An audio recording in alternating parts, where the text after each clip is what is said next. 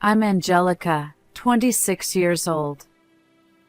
I recently got married to my husband Mark, who is the same age as me, through a friend's introduction.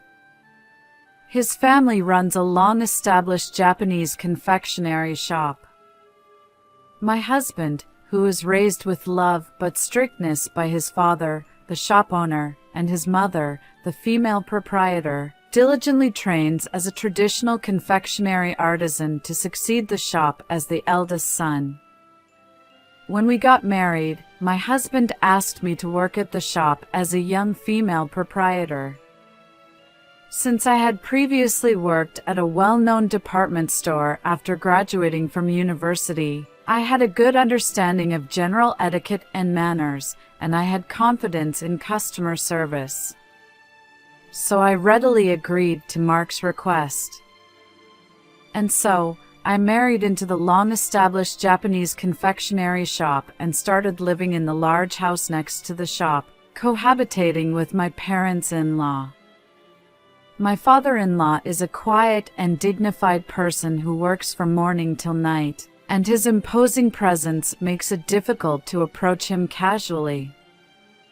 My mother-in-law is a cheerful and elegant female proprietor who is well known in the local community and is beloved by regular customers and employees working at the shop. When I joined this family, she warmly welcomed me and taught me the job with care. However, around 3 months after getting married, my mother-in-law's attitude gradually started to change. Angelica, a regular customer who came today, was praising you. They said you are beautiful and have grace. Oh, really? But I'm glad. Since I married into this family, I can't let down the face of the long-established shop. Though modest, I was very happy. I aspired to become like my mother-in-law, standing at the shop and protecting this traditional establishment together with Mark. I held respect and admiration for my mother-in-law, who supported the shop as the female proprietor. Seriously, you learn quickly, and when you're at the shop, you bring a certain charm. You're already the face of the shop, aren't you? Maybe it's time for a change of female proprietors? The employees said with a laugh, and then, from behind, "Hey! What are you chatting about?" My mother-in-law's angry voice echoed. "Angelica, if you have time to chat, you should study more. Newcomers like you don't have time for breaks." I am sorry. After seeing off my displeased mother-in-law as she walked away, one of the employees whispered to me, "I think the female proprietor is probably jealous because you're so talented. You see, it's frustrating for her to see many customers coming to meet you." Upon hearing that, I felt a mix of emotions and an odd sense of unease. I couldn't just stand still, so I hurried back to work. The next day, when I arrived at work, I greeted one of the employees. "Good morning, let's have a good day today." There was no response. I didn't think much of it, assuming they didn't hear me. I greeted the other employees as usual. However, none of them made eye contact with me, and it was clear that something was off. The way everyone was avoiding me made me wonder, what's going on? We were talking normally yesterday. Did I do something wrong? With that thought in mind, I couldn't hide my agitation. Just then, my mother-in-law appeared. "Try tasting the new Japanese confectionery." And then, "Yes, female proprietor." In a soft voice, everyone flocked to my mother-in-law. I stood at the storefront, feeling a sense of unease from that scene, but I greeted the customers with a smile. The next day, and the day after that, everyone's attitude remained unchanged. Contrary to their indifferent behavior towards me, they began fawning over my mother-in-law, and I couldn't understand why. It left me bewildered and with a strong sense of exclusion. Amidst all this, I discovered that I was pregnant. My husband shed tears of joy when he found out. When I informed my mother-in-law about the pregnancy. "Oh, really? Well, make sure you continue to work diligently," she responded with cold words. 2 weeks later, morning sickness started, and I couldn't stand due to nausea, rushing to the restroom. However, every time I did, my mother-in-law would say, "You're not sick, so hurry up and come out to work." She would dismissively say those words, never allowing me to take a break. Seeing me pale-faced and struggling to stand, the employees whispered to each other, "She looks terrible. It's damaging the shop's reputation. I wish she would quit." They whispered quietly. Quietly, I returned to my room and let out a deep sigh. I managed to handle my work, and as my morning sickness subsided, it was time for a prenatal checkup where the doctor revealed the baby's gender. "It's a girl." "How exciting!" I immediately informed my husband, and he happily exclaimed, "I hope she takes after Angelica, becoming a beautiful and well-mannered girl. I'm looking forward to it. I'm looking forward to it." He smiled with joy. That night, my husband and father-in-law were working late in the workshop. As I finished eating and found myself alone in the living room with my mother-in-law, I decided to share the news of the baby's gender with her. "The baby is a girl. She's growing well," I calmly informed my mother-in-law. However, her face turned red instantly, and she glared at me while shouting, "A girl? Are you kidding me? You useless woman." I couldn't find any words to respond to her sudden outburst, and my body trembled. She continued, "By marrying into this family, it means you have a responsibility to raise a successor for the shop. Try to be a little less stupid." My mind went blank. It was my beloved child, and the baby's gender didn't matter to me. All I wanted was for the baby to be born healthy. However, it wasn't the same for my mother-in-law. According to her, I could only fulfill a significant role as a daughter-in-law if I gave birth to a boy. It was too much to bear. Would I continue to hear these words until I give birth to a boy? The shock of having my first child rejected paralyzed me, and I couldn't move. "You know, since you came here as a daughter-in-law, you've been getting a bit too full of yourself. Do you understand your position?" While saying this, my mother-in-law let out a deep sigh, and I couldn't say anything in return. I clenched my lips tightly. Then, I heard the sound of the front door opening. "I'm home." "Oh, what are you two doing together?" As my husband and father-in-law entered the living room, they looked at us curiously and asked, "Oh, we just finished eating." But my mother-in-law interrupted me, speaking in an excited voice and uttering unbelievable words. "I just heard it, but the baby in her belly is a girl. I'm looking forward to it." I hope she grows up to be a beautiful and well-mannered girl like Angelica. I said the same thing to Angelica today. As my mother-in-law and husband talked, they laughed together. Witnessing that scene, I was left speechless and could only manage a forced smile. My father-in-law seemed to scrutinize the situation for a moment, then without saying anything, he went back to his own room. Unable to contain my indescribable sadness, I hurried to my room and cried alone, muffling my sobs. As my due date approached, it was obvious that I couldn't continue working at the shop with my large belly. My mother-in-law suggested that I handle administrative tasks from home. One day, when I working, ding dong. I rushed to answer it and found delivery men carrying several large boxes. All of them were addressed to me. I couldn't remember buying anything, so I nervously opened the boxes. Inside, I found a baby crib, stroller, bouncer, baby carrier, and other essential items for after the birth.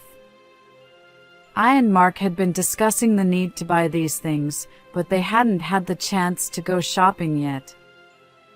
Did he order them online for me? I wondered, but regardless, she was filled with joy and couldn't wait for the birth. In the evening, my mother-in-law returned home. "Oh, they've already arrived." Surprised by her words, I hurriedly asked her, Did you buy all of these for me?" "I ordered them for you since you two do nothing. Be grateful." Without looking into my eyes, my mother-in-law said in a stern tone, but I was still happy. Maybe her mother-in-law's earlier strictness about having a girl was just a lie. Perhaps deep down, she was also looking forward to the birth of her first grandchild. I brightly and loudly thanked her. "Thank you very much, mother-in-law. Please look forward to the birth of a healthy child." While giving a deep bow, I noticed her looking at her from the side with a faint smile, then she returned to her room. Finally, the day of the birth arrived. I experienced labor pains in the middle of the night, and with my husband by my side, we headed to the hospital. The next day, around noon, a lively baby girl was born. Holding her small, crying, soft, and warm child in her arms, tears of joy streamed down my face. My husband also shed tears of happiness. "Angelica, thank you. Let's raise her with care." He hugged me, who was holding their newborn child. Just then, Angelica's mother-in-law and father-in-law entered the hospital room together. "I closed the shop today. Here, this is for you." Saying so, she handed me an envelope. I hurriedly put the newborn baby back in the bed. "Thank you so much." What is this?" Puzzled, I asked my mother-in-law about the envelope.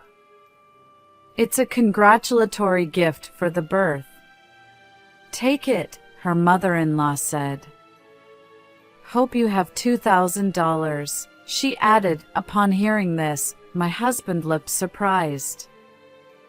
"That much? Is it okay, Mom?" "Thank you."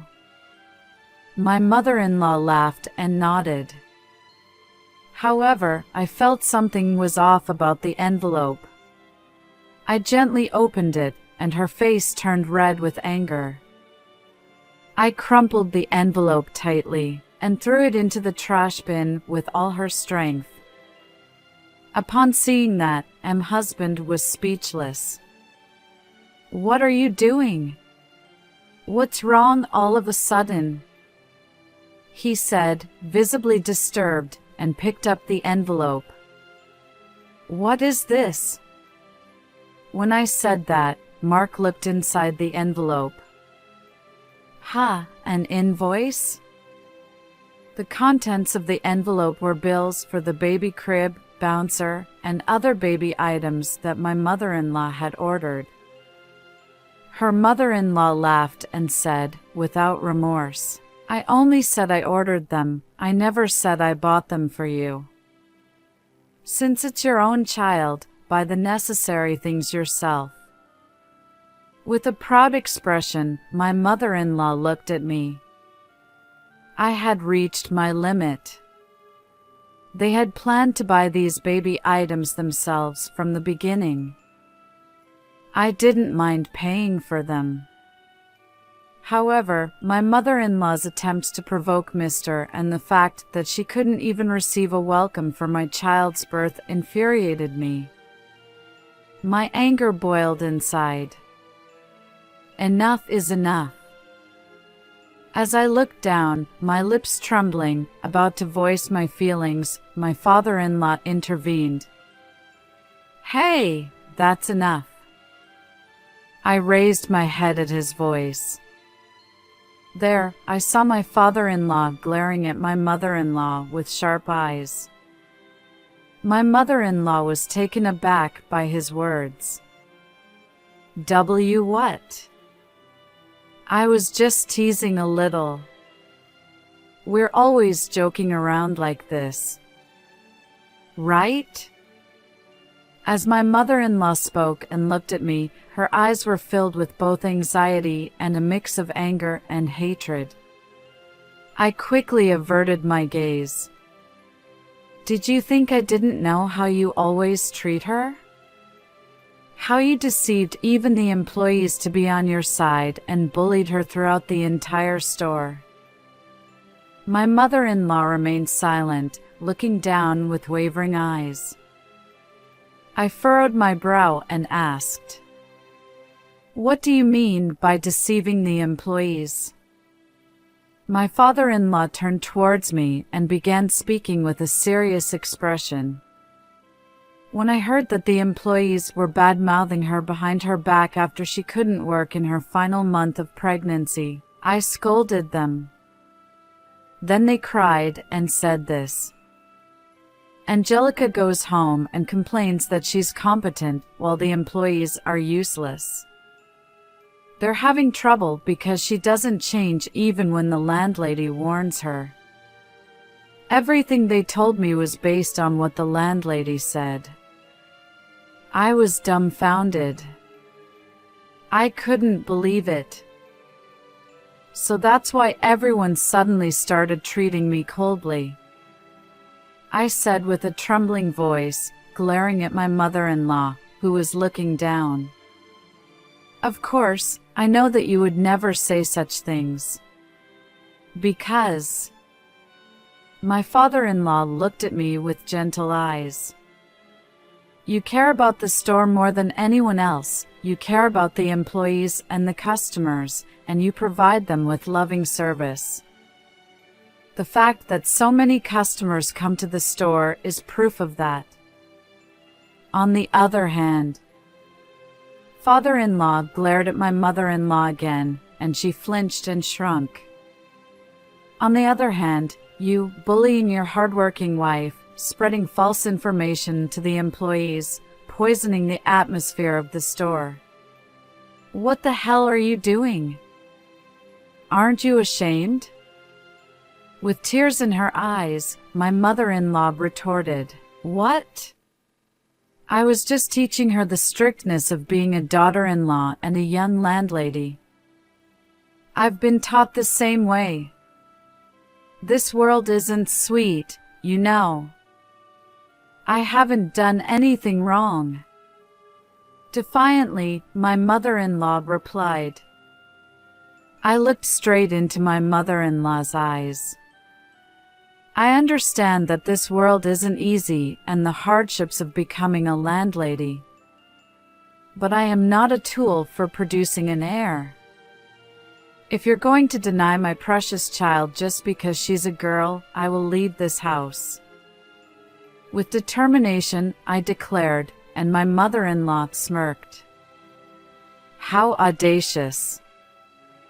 Who are you talking to like that? If you want to leave, go ahead and leave. With a composed expression, she spat out those words, and my father-in-law raised his voice again. Are you still saying such things? It's you who should leave. Starting next week, you'll work and live in another branch. Angelica and the grandchild are off limits to you. My mother-in-law, who was told this by my father-in-law with a fierce tone, widened her eyes and trembled in panic. And no, in such a countryside. I refuse. Please, forgive me. Saying that, she grabbed my father-in-law's arm. When my father-in-law forcefully shook off her hand, my mother-in-law collapsed on the spot. Then, my father-in-law looked at my husband and said, Mark, you too. It's good to be diligent in your studies, but broaden your horizons. Figure out what's truly important before it's too late. Upon hearing those words, my husband said, Yeah. I'm sorry, Angelica. I should have realized. He said that with a saddened expression, looking at me. My father-in-law gently stroked the cheek of our sleeping child. May I hold her? I nodded vigorously. My father-in-law gently lifted our child and said, Thank you, Angelica. She's our treasure. Thank you so much. Seeing my father-in-law's eyes welling up, all the frustration and sadness I had held back until now overflowed. My husband gently rubbed my back without saying a word, while my stepmother slumped to the floor, silent and looking down. 1 week later, I returned home. Our daughter was named Sherry, and we started a new life together with our child. My mother-in-law was immediately transferred to a store outside the prefecture and worked there as a live-in employee. However, she frequently called, saying, Hey, please. Just let me come back for a little while. I haven't even held my first grandchild yet. Please, at least send me a photo. Please. Although I felt a little sympathy for my mother-in-law pleading in a tearful voice, I remained silent and hung up the phone as I was instructed not to have any contact with her by my father-in-law. After finishing preparing dinner at home, my father-in-law swiftly returned. And he went straight to our daughter. Sherry, I'm home. It's Grandpa. I'm back. Saying that, he lowered the corners of his eyes and remained stuck to the bed. Witnessing this unexpected side of my taciturn father-in-law, I couldn't help but smile. Hello, I'm intruding. The employees, who had finished their work, arrived and said, Angelica, we're truly sorry. The employees apologized to me with teary eyes. According to the employees, they tearfully informed me that I had been expressing dissatisfaction and speaking ill of them and the landlady at home, and I had been acting with a haughty attitude. Out of anger and sympathy for the landlady, they began ignoring me. I smiled at the employees, who were looking down. It's all right now. More importantly, I'm sorry for leaving everything to you at the store. Please don't worry about it. You just gave birth, so please take your time to rest. Mark is managing the store, and we'll do anything we can to help. Relieved by their reliable words, I felt a weight lift off my chest. Just then, my husband returned home. "I'm back." "Oh, everyone's here." Although my husband still led a busy life, he was supportive in childcare and doted on our daughter just like my father-in-law. "Hey, Dad, can you give Sherry some space?